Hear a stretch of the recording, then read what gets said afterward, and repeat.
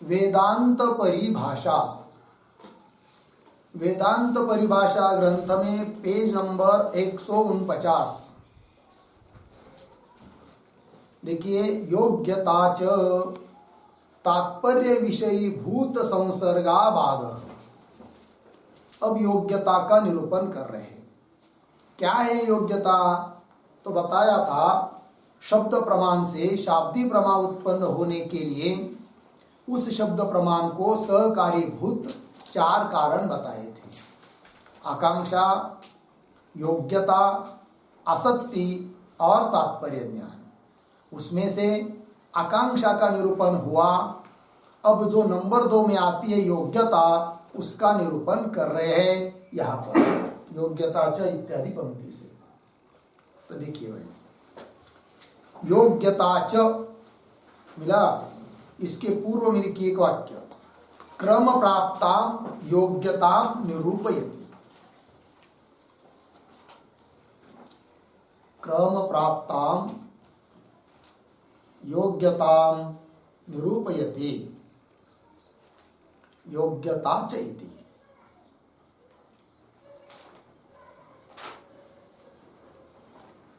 क्रम प्राप्त जो योग्यता है उसका निरूपण कर रहे हैं। देखो भाई, लक्षण कर रहे योग्यता का, तात्पर्य विषयी भूत संसर्ग अबाध। वक्ता वाक्य को बोलता है और वाक्य को बोलता है तो कुछ तात्पर्य को लेकर बोलता है, कुछ उसका तात्पर्य रहता है किसी अर्थ का बोध कराने का। तो तात्पर्य का विषयभूत जो संसर्ग, संसर्ग मतलब शाब्द बोध, पदार्थों का अन्वय, उसका अबाध, उसका यदि बाध नहीं होता है तो समझना चाहिए वहां पर है क्या, योग्यता है। जैसे कि घटमानय योग्यता है, घट लाया जा सकता है कि नहीं, जलम नय आदि आदि है कि नहीं। वन्निना जलेन सिंचेत योग्यता है, किंतु उसी प्रकार वन्निना सिंचती ऐसा कहेंगे तो उससे शाब्दबोध नहीं होता है। वन्नी से क्या कर, वो आंगन में सड़ा डालते हैं ना पानी का, उस प्रकार वन्निना सिंचती, अग्नि से सेचन करता है। तो ऐसा कोई बोलेगा तो सुनने वाले को शाब्दबोध होगा ही नहीं, क्योंकि वहां पर तात्पर्य का विषयभूत जो संसर्ग है, वन्नीकरणक सेचन, उसका बाद है, क्योंकि वन्नी के द्वारा सेचन होता ही नहीं है, अतः वहां पर योग्यता नहीं है, इसलिए शाब्दबोध नहीं हो रहा है, यह कहना। तो तात्पर्य विषयभूत संसर्गाबाद योग्यता मिला। तो इस पद का विग्रह लिखिए, तात्पर्य विषयभूत बराबर, तात्पर्य विषयीभूत बराबर वक्तुरिच्छा विषयीभूत, वक्तुरिच्छा विषयीभूत यह संसर्ग, यह संसर्ग बराबर एक पदार्थे अपर पदार्थान्वय, एक पदार्थे अपर पदार्थान्वय अर्धविराम तस्य अबाध, तस्य अबाध बराबर बाधाभाव, बाधाभाव योग्यता। ठीक है, देखो यार, तात्पर्य विषयभूत, तात्पर्य का विषयभूत मतलब वक्तुर इच्छा, वक्तु इच्छा, बोलने वाले की इच्छा का विषयभूत जो संसर्ग, संसर्ग मतलब एक पदार्थ में दूसरे पदार्थ का अन्वय, उसका बाद यदि होता है तो ठीक नहीं है, उसका अबाध रहेगा तो योग्यता है, और बाद है तो योग्यता नहीं है कि नहीं। तस्य अबाध मतलब बाधाभाव योग्यता। ठीक है जी, लगा इतना। एक टिप्पणी लिखते इस पर, योग्यता के लक्षण के ऊपर। वस्तुतः तो अभी जो ऊपर लिखा वो तो विग्रह हुआ, स्पष्टीकरण हुआ। थोड़ा एक टिप्पणी, वस्तुतः तु अत्र संसर्ग पदम न लक्षण घटकम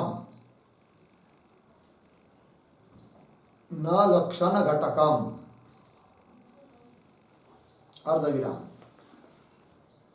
तात्पर्य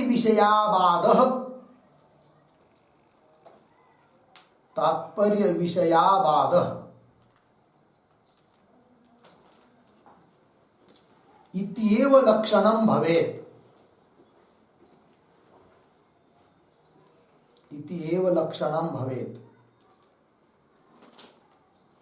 अन्यथा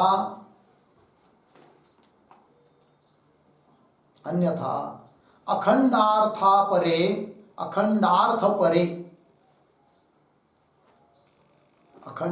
परे वाक्ये लक्षणम अव्याप्तम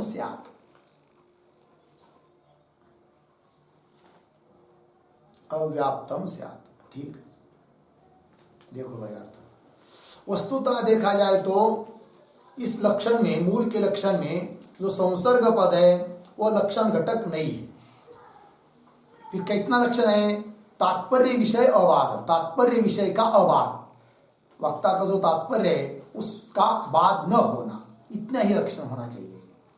इत्येव लक्षणम भवेत्, नहीं तो संसर्ग पद भी लक्षण घटक रहेगा तो होगा क्या? अखंडार्थ परे वाक्य, अखंडार्थ का बोध कराने वाले जो वाक्य है तत्वमसि आदि, उसमें लक्षण नहीं जाएगा, क्योंकि वहां पर संसर्ग है ही नहीं है कि नहीं? एक पद का अर्थ का दूसरे पद के अर्थ के साथ संसर्ग नहीं है, अपितु अखंड अर्थ का बोध है, तो लक्षण की अव्याप्ति होगी। अतः सच्चा लक्षण तो यही होना चाहिए, तात्पर्य विषयाबाध, तात्पर्य विषय का अबाध, उसको कहेंगे योग्यता। ठीक है जी, तो चलिए, तो मूल में है योग्यता च तात्पर्य विषयभूत संसर्गाबाध योग्यता, लग गया। उसका उदाहरण दे रहे, प्रत्यु व्यतिरिक्त उदाहरण देखिए। तो कह रहे वन्निना सिंचती, मिला जी, योग्यता माननी पड़ती है तो शाब्दबोध के लिए, यदि योग्यता कारण नहीं मानेंगे शाब्दबोध के लिए तो वन्निना सिंचती यहां पर भी शाब्दबोध होना चाहिए, किंतु होता है क्या? नहीं, क्यों नहीं होता है? सब पद है इसमें, जितने आवश्यक है वाक्य में शाब्दबोध तो होना चाहिए, नहीं हो रहा है। इसका मतलब क्यों नहीं हो रहा है? कि इसमें योग्यता नहीं है। योग्यता रहेगी तभी शाब्दबोध होगा। तो यहां पर क्या नहीं है योग्यता इस वाक्य में? तो यहां पर वन्नी पद करते वन्नी, सेचन करते सेक मतलब सिंचन करना, और उसका एक दूसरे के साथ अन्वय नहीं बैठता है, मेल नहीं बैठता है। वन्नी के द्वारा कभी सेचन होता ही नहीं है, लेकिन जल से सेचन होता है। तो इसलिए यहां पर क्या है? बाद है किसका? तात्पर्य विषयभूत संसर्ग। संसर्ग मतलब एक पद के अर्थ के दूसरे पद के अर्थ के साथ जो संबंध है उसका क्या है? यहाँ पर बाद है, और हमको क्या चाहिए? अबाध, तब योग्यता। इस वाक्य में योग्यता नहीं है, शाब्दबोध नहीं होगा, ये कहना। वन्निना सिंचती इत्यादौ, मिला जी, इत्यादौ इत्यादि उदाहरणों में तो आदि शब्द से क्या ले सकते हैं? बहुत सारे उदाहरण मिल जाएंगे आदि पद से। जैसे उदाहरण किसी ने कह दिया वारिना दहेत, क्या कह रहा है? वारिना दहेत, वारी मतलब जल, जल से जलाओ। तो जल से कोई जलाया जाता है किसी चीज को, है कि नहीं? घास को जलाना है, बोलेंगे जलाओ किससे? वारिना जले दहेत, तो हो नहीं सकता, बाद है यहाँ पर भी, है कि नहीं? आप हमको चाहिए अबाध, अबाध रहेगा तो वो योग्यता है, और यह बाद है अर्थात योग्यता नहीं है, और योग्यता नहीं तो शाब्दबोध नहीं होता है। ऐसे बहुत सारे वाक्य, पत्थर को खाओ, पत्थर कोई खाने की चीज है का? नहीं, शाब्दबोध होगा नहीं, सुनने वालों को समझ में नहीं आएगा क्या कर रहा है करके, समझना है कि नहीं? इस प्रकार वन्निना सिंचति इत्यादो, मिला पंक्ति मूल में, तादृश संसर्ग बाधात न योग्यता। तादृश संसर्ग, उस प्रकार के संसर्ग का बाध होने से न योग्यता। तादृश पद आया है, तादृश मतलब क्या? तादृश का अर्थ देखिए, तात्पर्य विषयीभूत संसर्ग,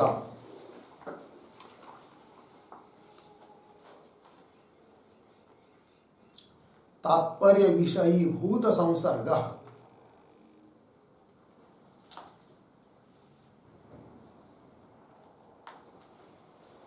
तात्पर्य का विषयभूत जो संसर्ग है उसका क्या है, यहां पर बाध है।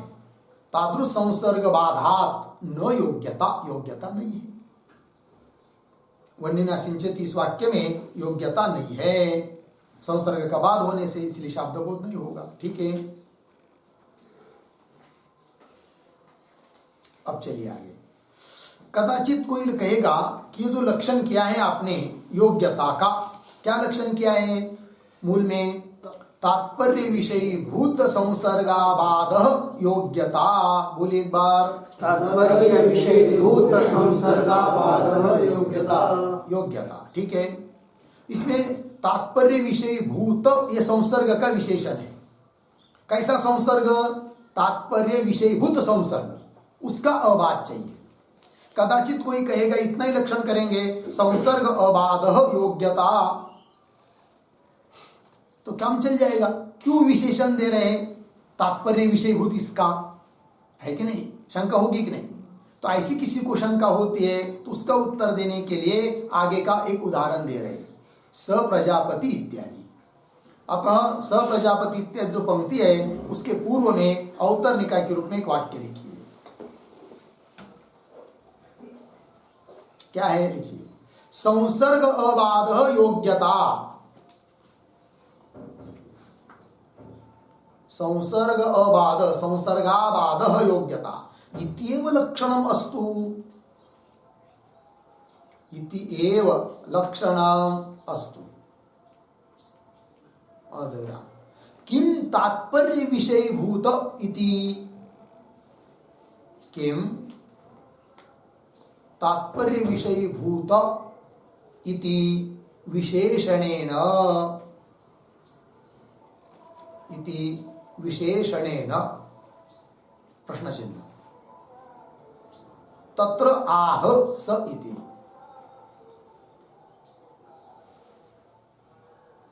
तत्र आह स इति। ठीक है, देखो यार,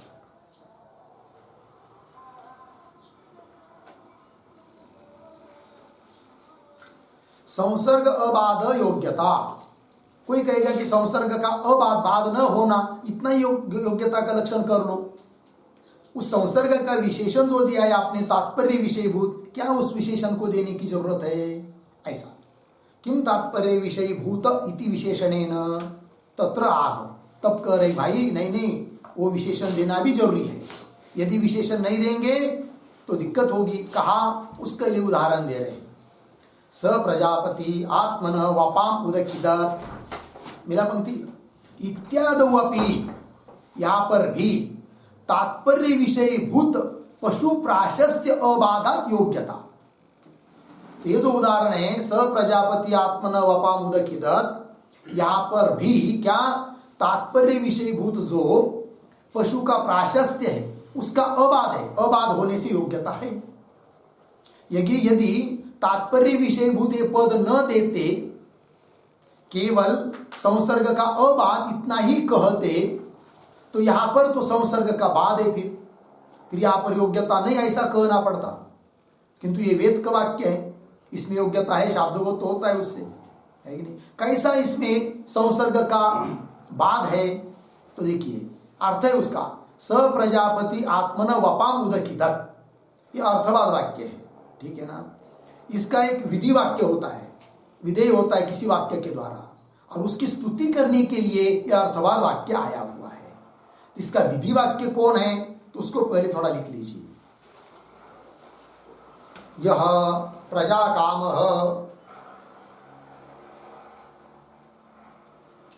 यह प्रजा काम पशु कामो वा स्यात्, पशु कामो वा स्यात्, सह एतं प्राजापत्यम, सह एतं प्राजापत्यम तू परम, तू दीर्घ, तू परम,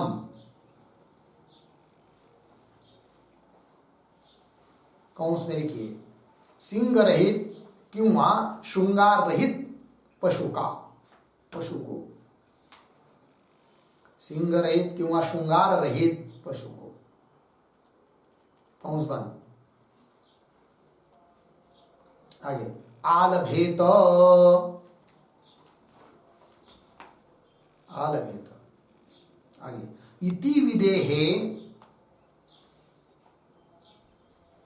इति विदेहे अयम,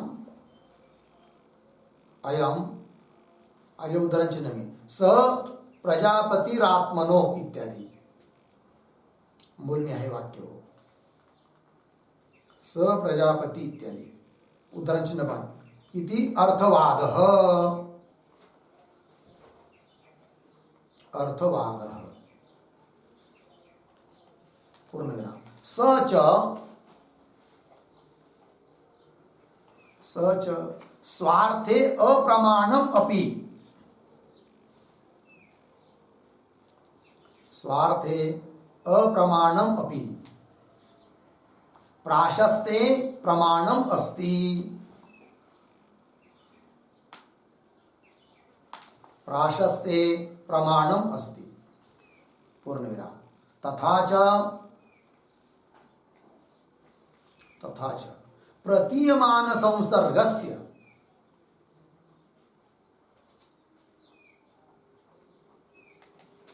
प्रतीयमान संसर्गस्य बाधे अपि, बाधे अपि तात्पर्य विषय भूतस्य,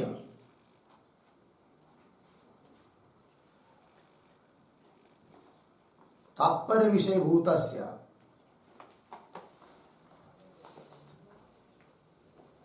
तूपर पश्वालंबन प्राशस्त्यस्य, तूपर पश्वालंबन प्राशस्त्यस्य, प्राशस्त्य संसर्गस्य, ऐसे एक ही शब्द करिए। तूपर पश्वालंबन प्राशस्त्य संसर्गस्य,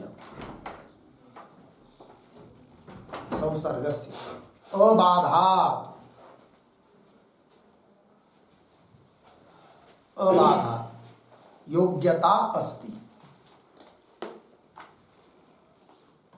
अबाधात् योग्यता अस्ति पूर्णविराम। योग्यतावत्वात् च,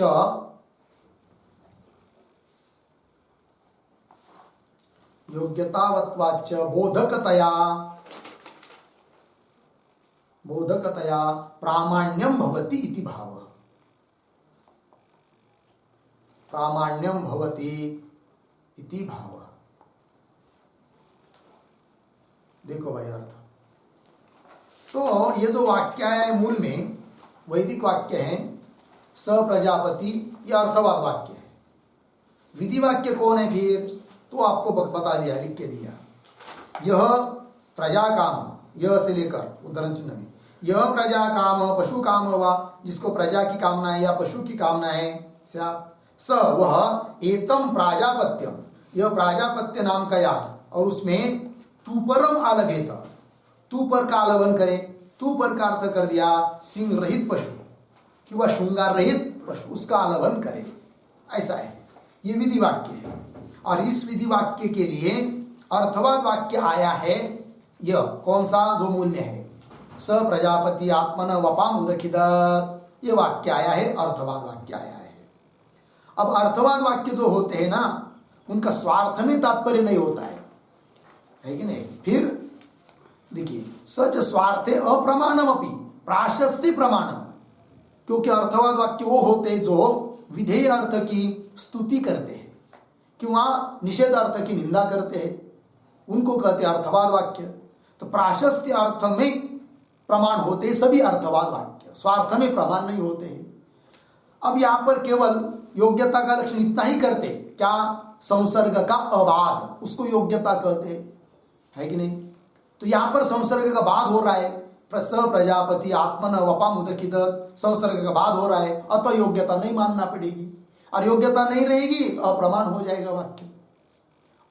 अप्रमाण न हो इसलिए योग्यता माननी पड़ेगी इसमें, और योग्यता कैसा माने, फिर संसर्ग का तो बाद हो रहा है, अतः केवल संसर्ग के अबाध को हम योग्यता नहीं कहते, अपितु तात्पर्य विषयभूत संसर्ग के अबाध को योग्यता कहते हैं। और यहाँ पर तात्पर्य विषयभूत कौन है, कौन है यहाँ पर संसर्ग, प्राशस्त्य, उसका अबाध है। अतः इस वाक्य में योग्यता है। कौन वाक्य में? स प्रजापति, इस वाक्य में। वैसा शब्द से अर्थ देखा जाए तो स प्रजापति इसका क्या अर्थ होता है कि वह प्रजापति अर्थात ब्रह्मदेव, आत्मन मतलब स्वयं की, वपाम, वपाम मतलब मेदो भाग, चर्बी, चमड़ी आदि जो भी हो, उद खिदत मतलब अग्नि में उसने गिराई, खरच खरच कर निकाल कर। किंतु ऐसा कभी होता है क्या? स्वयं की मेद को, चर्बी को निकाल कर, तोड़ कर कोई अग्नि में उसका प्रक्षेप कर सकता है क्या? नहीं कर सकता है। संसर्ग का क्या है यहाँ पर? बाध है।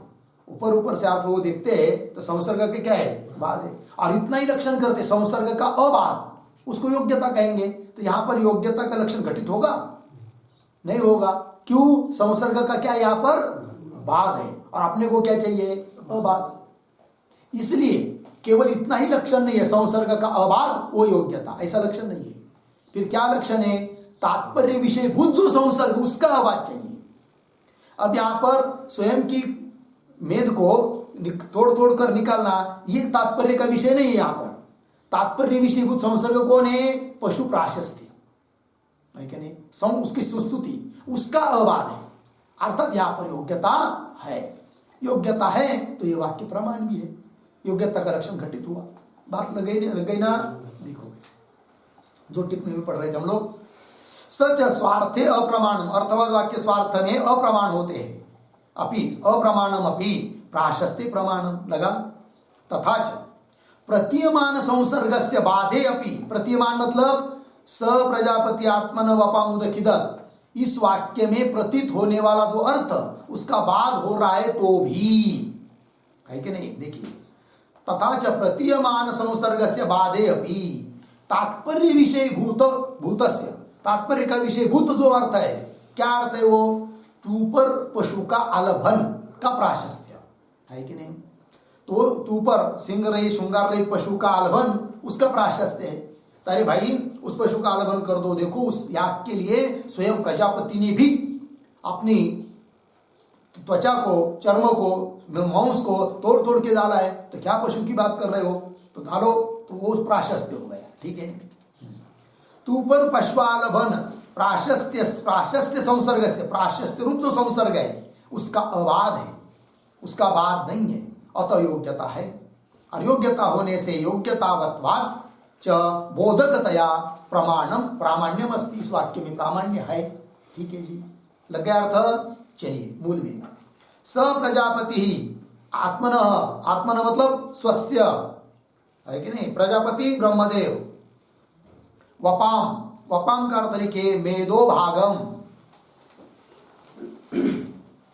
स प्रजापति आत्मन, आत्मन मतलब स्वस्य, अपने, वपाम मेदो भागम, उदखिदत, उदखिदत का अर्थ के अग्नौ प्राक्षिपत, अग्नौ प्राक्षिपत, अग्नि में डाला, ऐसा। इत्यादि अपि, इत्यादि वाक्यों में भी तात्पर्य विषयभूत जो पशु प्राशस्त्य है उसका अबाध है। और अबाध होने से इस वाक्य में भी है क्या? योग्यता। लग गया जी? और तात्पर्य विषयभूत ये विशेषण नहीं देते तो योग्यता का लक्षण घटता का यहाँ पर नहीं घटता। ठीक है। तात्पर्य विषयभूत पशु प्राशस्त्य अबाधात योग्यता। ठीक है, आगे चलिए। तत्वमस्यादि वाक्येषु अपि, बोलेंगे तत्वमसि इत्यादि वाक्यों में योग्यता है या नहीं है? तो बोलेंगे वहां पर भी योग्यता है। तो बोलेंगे वहां पर योग्यता कैसी आप मानोगे? क्योंकि संसर्ग थोड़ी होता है वहां पर, है नहीं? तत्पद का अर्थ ईश्वर सर्वज्ञ, ऐसा ईश्वर। तुम पद का अर्थ अल्पज्ञ, ऐसा जीव। उनका अभेद नहीं हो सकता। अभेद का तो क्या है? बाध है। संसर्ग का बाध है क्या अबाध है? बाध दिखाई दे रहा है। तो कैसी योग्यता लाओगे यहाँ पर? तब वो कह रहे कि यहाँ पर भी योग्यता है, क्योंकि हमने लक्षण करते समय केवल संसर्ग का अबाध इतने को योग्यता नहीं कहा। यदि संसर्ग का अबाध इतने को योग्यता कहते तो तत्वमसि महावाक्य में भी योग्यता नहीं मिल पाती। क्योंकि वहां पर भी संसर्ग का क्या है, संबंध हो ही नहीं रहे हैं दोनों का, तो अबाध संसर्ग का बाद है, अबाध का है। इसलिए कहा तात्पर्य विषयभूत संसर्ग का अबाध चाहिए। और तत्वमसि महावाक्य में तात्पर्य का विषयभूत अर्थ कौन है, लक्ष्यार्थ में एकता, उसका बाद नहीं है, अतः उसमें योग्यता है तत्वमसि महावाक्य में। पंक्ति देखिए, तत्वमस्यादि वाक्येषु अपि वाच्य अभेद बाधे अपि, वाच्यार्थ का जो अभेद है कि नहीं, कौन वाच्यार्थ, तत्वम पदवाच्यो अभेदस्य बाधे भी, पद आया ना मूल में, वाच्याभेद बाधे, उस पर लिखिए तत्वम पदवाच्यो तत्वम पदवाच्यो अभेदस्य बाधे अपि,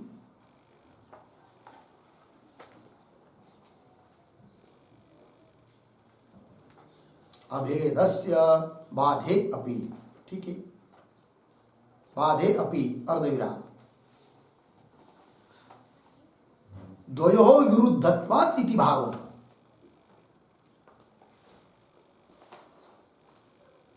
द्वयोः विरुद्धत्वात् इति भावः।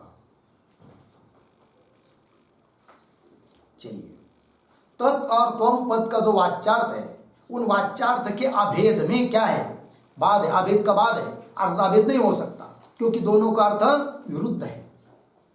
लग गया जी।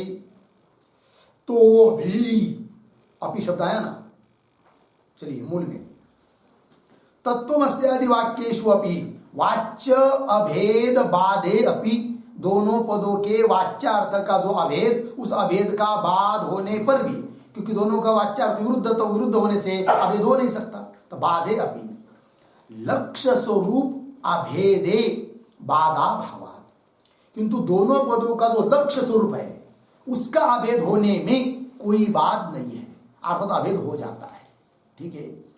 तो लक्ष्य स्वरूप अभेदे बाधा भावात् योग्यता, और उसका बाद न होने से, तात्पर्य विषयभूत अर्थ का बाद न होने से योग्यता है तत्वमसि इत्यादि महावाक्य में भी। ये कहा तो शब्द आया है लक्ष्य स्वरूप अभेदे, आया कि नहीं, उस पर लिखिए लक्ष्य यह स्वरूपाभेद,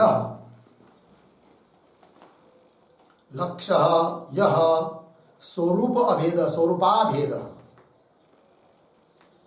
बराबर स्वरूप ऐक्यम, स्वरूप ऐक्यम तत्र तत्र बाधा भावात् योग्यता इत्यर्थः।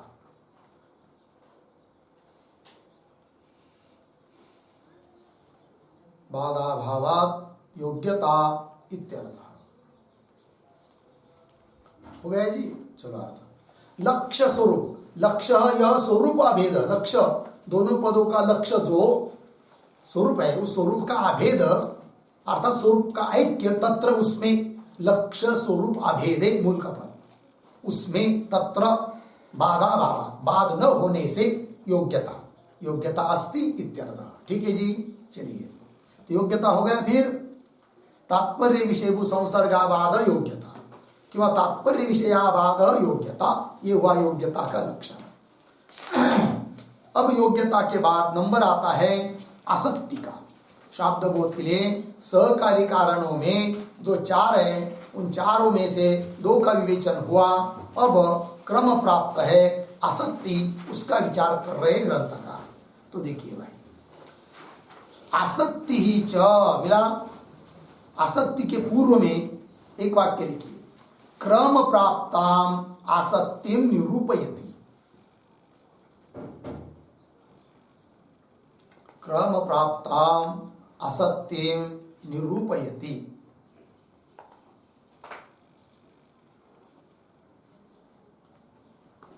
हो गया। क्रम प्राप्त जो आसक्ति है उसका निरूपण कर रहे हैं आप ग्रंथकार आसक्ति इत्यादि पंक्ति से। तो देखिए मूल का वाक्य, आसक्ति ही च अव्यवधानेन पदजन्य पदार्थोपस्थिति ही आसक्ति। यह आसक्ति का लक्षण है। आसक्ति नहीं है, आसक्ति अलग चीज है। यहाँ पर आसक्ति शब्द है और आसक्ति शब्द की परिभाषा कर दी अव्यवधानेन, मतलब व्यवधान रहित। अव्यवधानेन का अर्थ लिखिए व्यवधान शून्येन। अव्यवधानेन मतलब व्यवधान शून्येन।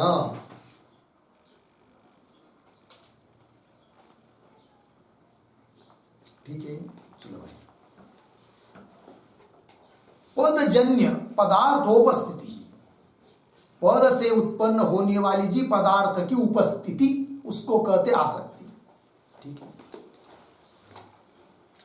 जैसे किसी ने कह दिया क्या, रामः ग्रामं गच्छति, पद सुना और व्यवधान रहित सभी पदों के अर्थ की, पदों से जन्य पद के अर्थ की उपस्थिति हो जाती है। अर्थात पद सुनते ही सुनने वाले के बुद्धि में उन पद का अर्थ स्फुरित हो जाता है कि नहीं। जैसे राम कह दिया तो राम वस्तु दिमाग में आ गई कि राम नाम का लड़का, ग्रामम गाँव आ गया, गच्छति गमन क्रिया आ गई, है कि नहीं।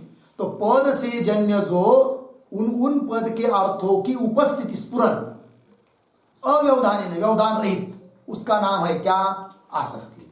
यदि व्यवधान से अर्थात विलंब से उस अर्थ का स्फुरन होगा तो उसमें उससे शाब्दबोध नहीं होगा, क्योंकि उसमें आसक्ति नहीं है। जैसे कह दिया राम ग्रामम गच्छति, राम तो समझ में आया किंतु ग्राम क्या है पता ही नहीं। ठीक है, फिर बहुत विचार करने लगा, फिर गच्छति समझ में खोजने लगा अर्थ को, तब शाब्दबोध नहीं होगा, क्योंकि बहुत विलंब से हो रहा है। ताबड़ तो तुरंत शाब्दबोध का हो रहा है क्यों। कह दिया राम सुबह 6 बजे, फिर दोपहर में 12 बजे कह दिया ग्रामम, और शाम को 6 बजे कह दिया क्या, गच्छति, शाब्दबोध होगा क्या। क्यों भी पदजन्य पदार्थ की उपस्थिति नहीं हुई, क्या हुई है, लेकिन व्यवधान से हुई है। हमको क्या चाहिए, क्या, अव्यवधान से।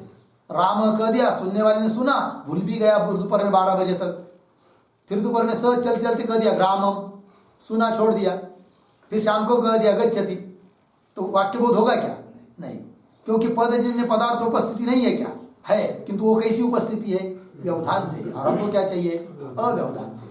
लग गया जी, तो लक्षण बना फिर अव्यवधानेन पदजन्य पदार्थोपस्थिति ही आसक्ति। लग गया।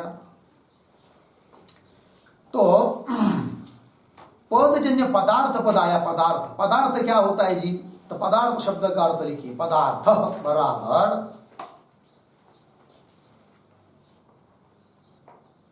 वृत्त्या, वृत्त्या कौंस में लिखिए, शक्ति लक्षणान्यतरया, शक्ति लक्षणान्यतरया, कौंस बन।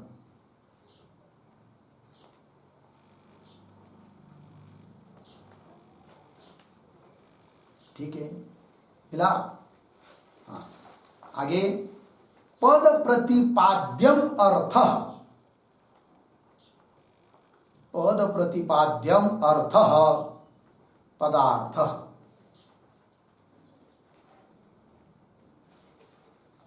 पद प्रतिपाद्यम अर्थ पदार्थ।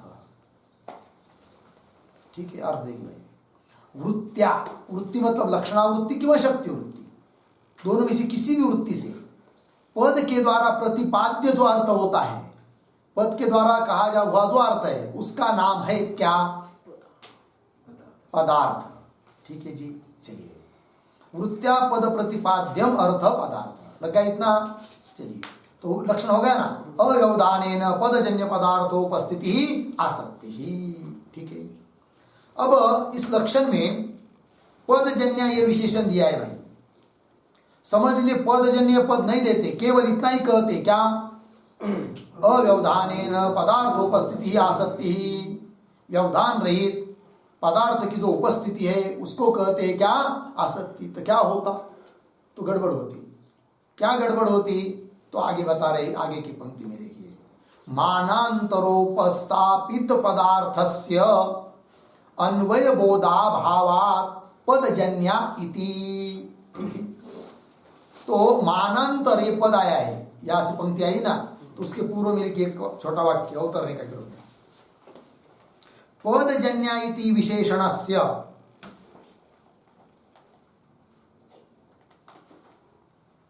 पदजन्य इति विशेषणस्य सार्थक्यं दर्शयितुम्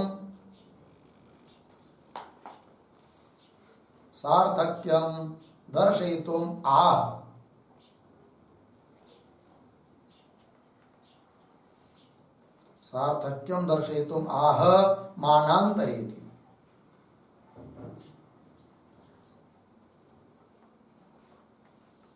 ठीक है, देखो भाई, पदजन्य ये जो विशेषण है उसका सार्थक्य दिखाने के लिए कह रहे हैं मानांतरेति। देखो भाई, मानांतर मतलब क्या?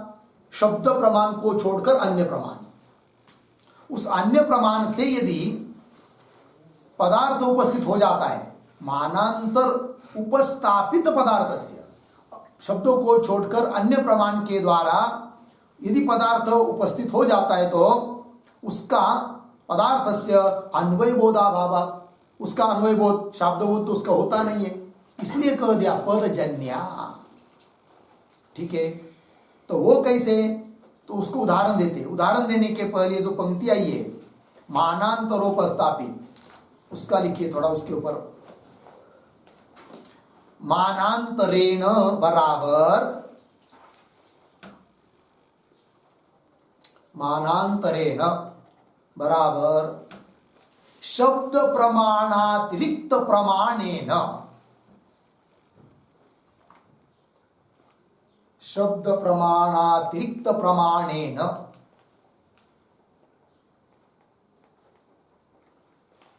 उपस्थितस्य पदार्थस्य, उपस्थितस्य पदार्थस्य अन्वयबोधाभावात्, अन्वयबोधाभावात् बराबर शाब्दबोधाभावात्, शाब्दबोधाभावात्। ठीक है, उक्तम पदजन्य इति, उक्तम पदजन्य इति।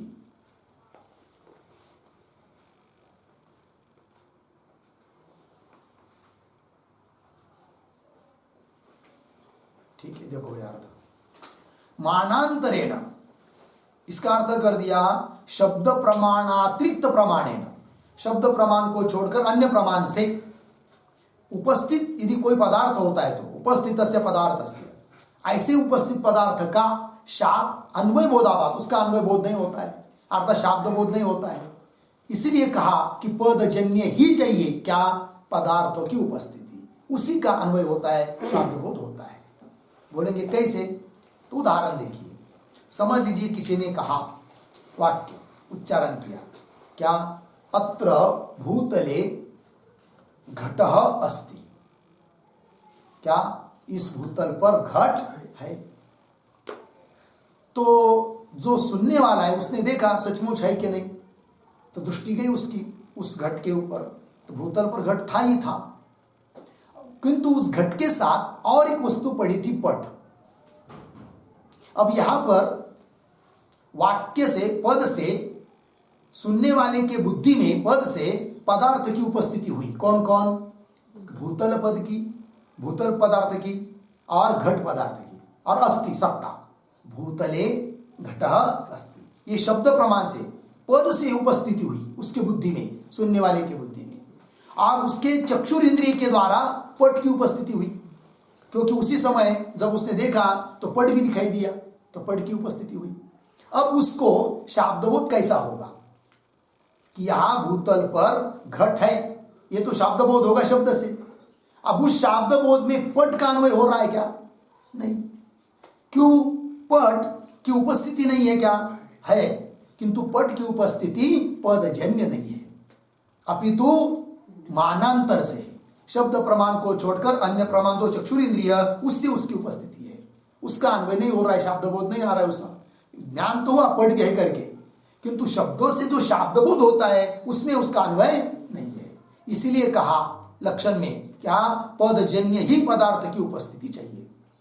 लग गया अर्थ। पंक्ति देखिए, मानांतर उपस्थापित अन्य प्रमाण के द्वारा उपस्थापित जो पदार्थ है, उपस्थापित पदार्थ से अन्वय बोधाभावा, उसका अन्वय बोध न होने से लक्षण में लिखा है पदजन्य इति। ठीक है जी, तो पदजन्य शब्द का प्रयोजन लग गया ना, तो क्या लक्षण हुआ फिर? अव्यवधानेन पदजन्य पदार्थोपस्थिति आसक्ति ही हो गया। चलिए आगे, अतः एव अश्रुत पदार्थ स्थले तत्त पदाध्यार। अतः एव, अतः एव मतलब क्या? अतः एव शब्द का अर्थ लिखिए, अतः एव बराबर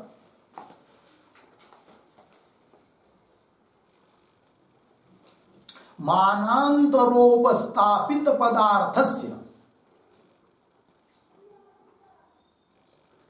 मानांतरोपस्थापित पदार्थस्य शाब्दबोधाभावात् एव,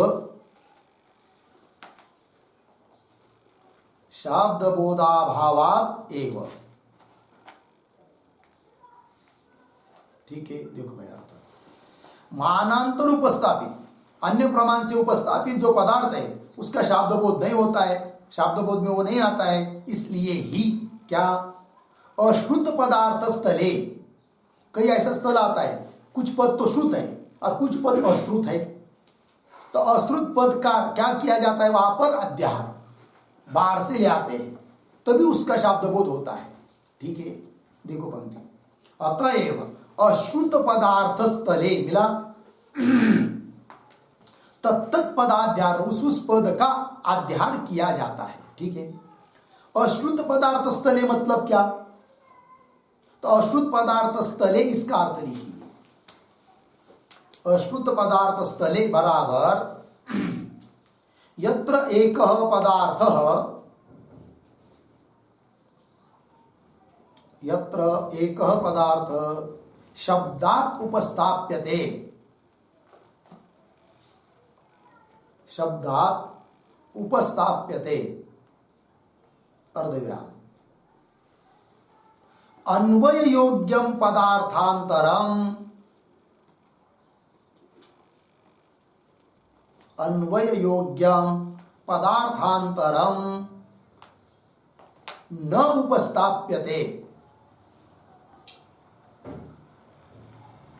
न उपस्थाप्यते तादृश स्थले, तादृश स्थले। ठीक है जी, अर्थ देखिए भाई, यत्र जहां पर एक पदार्थ शब्दात उपस्थाप्यते, शब्द सुनने से एक पदार्थ उपस्थित हो गया, किंतु अन्वय योग्य, उसके साथ उस पदार्थ के साथ अन्वय होने योग्य जो अन्य पदार्थ है, पदार्थांतरम न उपस्थाप्यते, उपस्थित नहीं हो रहा है, स्फुरित नहीं हो रहा है, ऐसे स्थल पर मूल में आया है अश्रुत पदार्थ स्थले, क्या? तत्त पदाध्यार, उस पद का अध्यार किया जाता है। तो तत्त पदार्थ, तत्त पदाध्यार मतलब क्या? उसका भी अर्थ लिखिए, तत्त पदाध्यार बराबर अन्वय योग्य, अन्वय योग्य तत्त पदार्थोपस्थापक, अन्वय योग्य तत्त पदार्थोपस्थापक पदस्य, तत्त पदार्थोपस्थापक पदस्य अध्याहार, अध्याहार अर्धविराम संगच्छते इति शेषः, शेष वाक्य ऊपर से समझना है।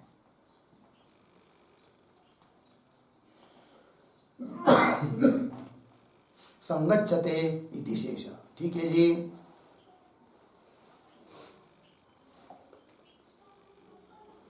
पूर्ण विराम थोड़ा आगे लिखते हैं, और तथा च मानांतरेण,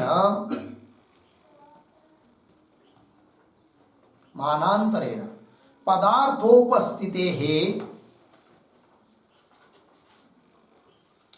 पदार्थोपस्थितेः असत्तित्वे, असत्तित्वे तत्तत्स्थले, तत्तत्स्थले तत्तत् पदाध्यार न स्यात्। तत्तत् पदाध्यार न स्यात्। तत्तत् पदाध्यार न स्यात् पूर्ण विराम।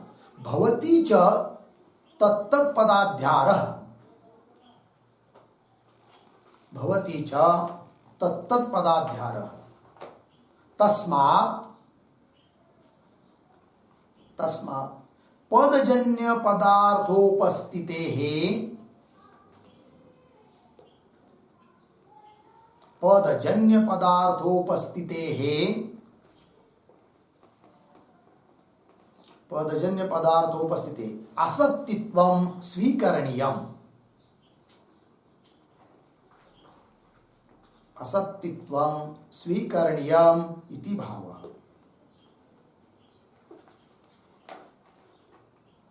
देखो भाई अर्थ।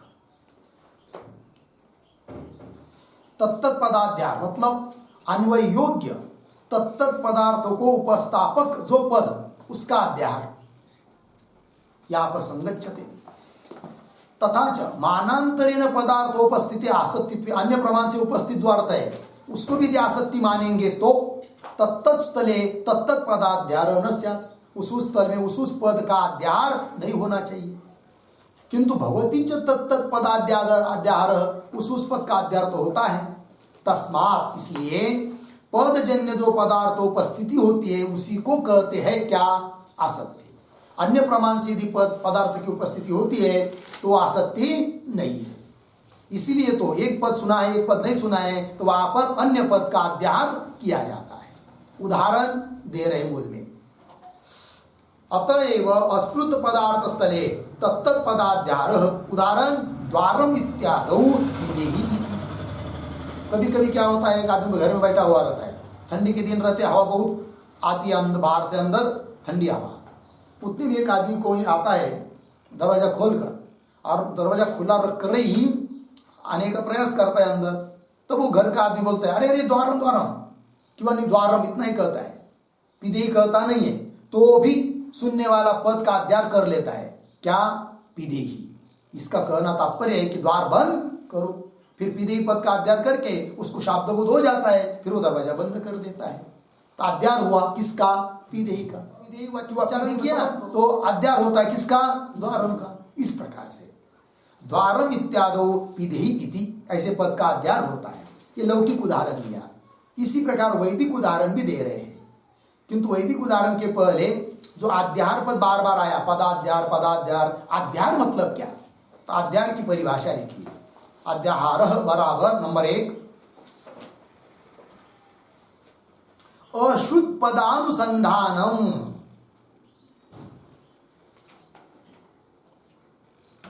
अशुद्ध पदानुसंधानम।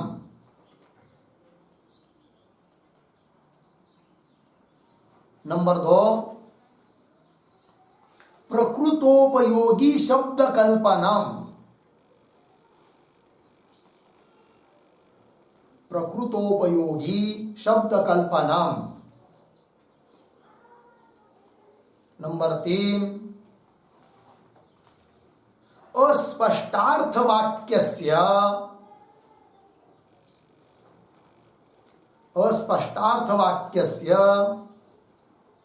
शब्दांतर कल्पना द्वारा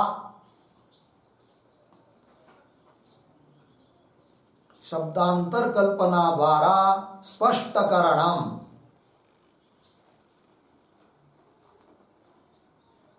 शब्दांतर कल्पना द्वारा स्पष्टकरणम। ठीक है, चलिए भाई, ये हुआ अध्यार। अध्यार बोली चाहिए पदाध्यार बोलिए। अश्रुत पद का अनुसंधान करना ये अध्यार है, पद का अध्यार। क्यों? प्रकृत योगी प्रकृत उपयोगी ऐसे शब्द की कल्पना करना वो भी अध्यार है, पदाध्यार। क्यों? कोई वाक्य है उसका अर्थ स्पष्ट नहीं हो रहा है, अस्पष्टार्थ वाक्य से शब्दांतर कल्पना द्वारा अन्य कुछ शब्दों की कल्पना करके उस वाक्य के अर्थ को स्पष्ट करना, ये भी होता है क्या? अध्यार करना। ठीक है जी, चलिए अब वैदिक उदाहरण दे रहे भाई। तो वैदिक उदाहरण क्या है? तो वो दे रहे देखिए तो वैदिक उदाहरण में भी उस पद का अध्यार होता है, इस बात को बताने के लिए उदाहरण दे रहे हैं। अतएव ईशेत्वा इत्यादि मंत्रे छिन्नद्मीति पदाध्यार। ठीक है, अतएव, अतएव मतलब क्या? अतएव का अर्थ लिखिए पदाध्यारस्य आवश्यकत्वात् एव।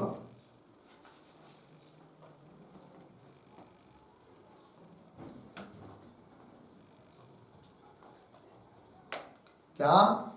पदाध्यारस्य आवश्यकत्वात् एव। ठीक है, पदाध्यार आवश्यक होता है केवल लोक उदाहरण में ही नहीं, वैदिक वाक्यों में भी। यदि अश्रुत पद है, एक पद सुना एक नहीं सुना है, तो वहां पर भी अध्याय करना पड़ता है वैदिक उदाहरण में। जैसे कि ईशेत्वा इत्यादि मंत्र, ईशेत्वा एक मंत्र है। क्या होता है? किसी याग विशेष में पलाश की शाखा का छेदन करना पड़ता है। पलाश मतलब पलस, उसको वो लकड़ी तोड़ के लाना पड़ती है। किंतु ऐसे ही जाकर तोड़ के लाएंगे तो काम नहीं देगी, यज्ञ देने में उपयोग नहीं होगा उसका। फिर क्या करना पड़ता है?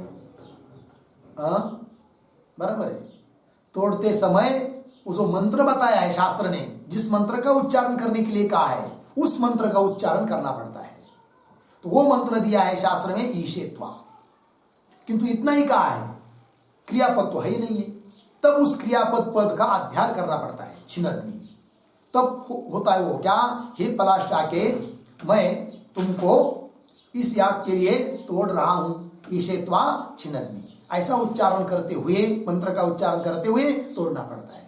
कहने का तात्पर्य इतना ही है कि एक पद श्रुत है ईशेत्वा, और वहां पर भी अन्य पद का अध्याय करना पड़ता है। तो अध्याय किया छिन्नद्मी इस पद का। ठीक है, वही लिखा है। अतएव ईशेत्वा इत्यादि मंत्रे छिन्नद्मीति पदाध्यार, इस प्रकार पद का अध्याय किया जाता है। आगे अतः एव है कि नहीं? और एक वैदिक उदाहरण दिखा रहे हैं। अतएव, अतएव का वही अर्थ है जो अभी अभी लिखा था। क्या? पदाध्यारस्य आवश्यकत्वात् एव विकृतिषु सूर्याय जुष्टम निर्वपामि इति पद प्रयोग है कि नहीं? अध्याय किया है और कुछ नहीं। होता क्या है? दो प्रकार के याग, एक होता है प्रकृति याग और एक होता है विकृति याग। प्रकृति याग का मतलब होता है जिस याग में सभी अंगों का विधान किया रहता है, उसको कहते हैं प्रकृति याग। और विकृति याग जो होता है उसमें सभी अंगों का विधान नहीं होता है, कुछ अंगों का विधान होता है। तो बाकी के अंग कैसा संपादन करे, तब उसके लिए कहा जाता है प्रकृतिवत विकृति ही कर्तव्य।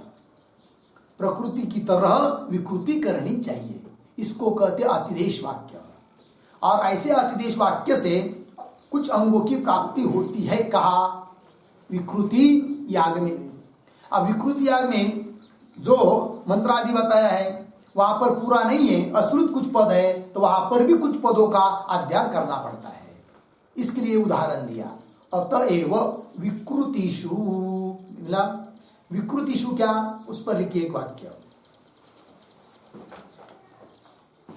विकृति यागे, विकृति यागे पठनीयेषु मंत्रेषु इत्यर्थः। पठनीयेषु मंत्रेषु इत्यर्थः। पूर्ण विराम। यत्र अतिदेशात् अंगानि गृह्यन्ते,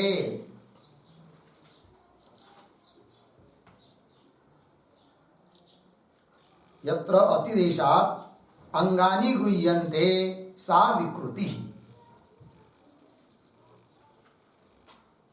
सा विकृति। ठीक है जी, चलो भाई।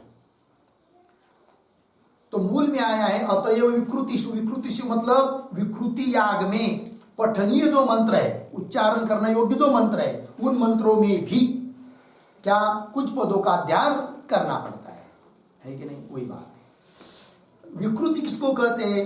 तो कह दिया यत्र अतिदेशात् अंगानि गृह्यन्ते। अतिदेश, अतिदेश वाक्य से, जैसे अतिदेश वाक्य हुआ कौन? प्रकृतिवत विकृति कर्तव्या, प्रकृति की तरह विकृति करनी चाहिए, अतिदेश वाक्य है।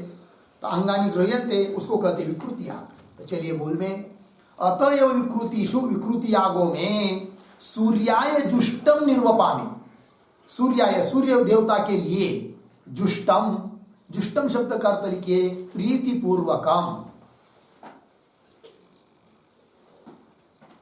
प्रीति पूर्वकम। और आगे है निर्वपामि, इसका अर्थ लिखिए संपादयामि,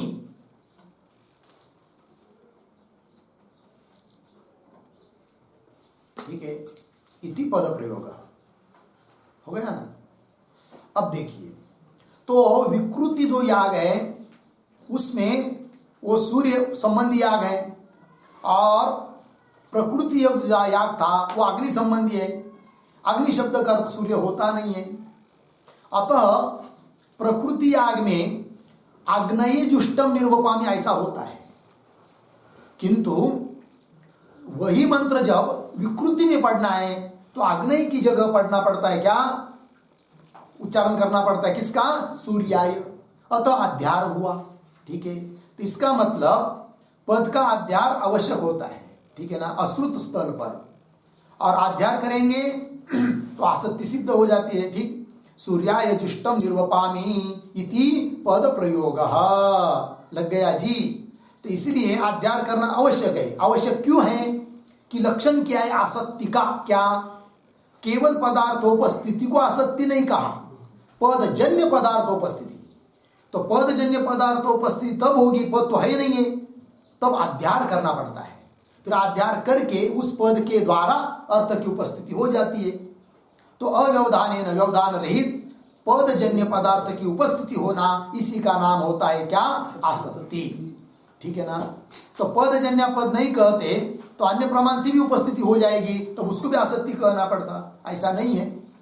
किंतु जहां पर पद श्रुत नहीं है, कुछ श्रुत है कुछ अश्रुत है, वैसी जगह पर पद का अध्यार करना पड़ता है, और अध्यार करके पद से जन्य ही पदार्थ की उपस्थिति होती है, अतः वह आसक्ति सिद्ध हो जाती है। लग गया, ये हो गया भाई आसक्ति का लक्षण। क्या हुआ लक्षण, अव्यवधानेन पदजन्य पदार्थोपस्थिति आसक्ति हो गया। चलिए, आसक्ति का विचार समाप्त हुआ, आगे का विचार हम लोग कल करेंगे। ओम पूर्णमदः पूर्णमिदं पूर्णात् पूर्णमुदच्यते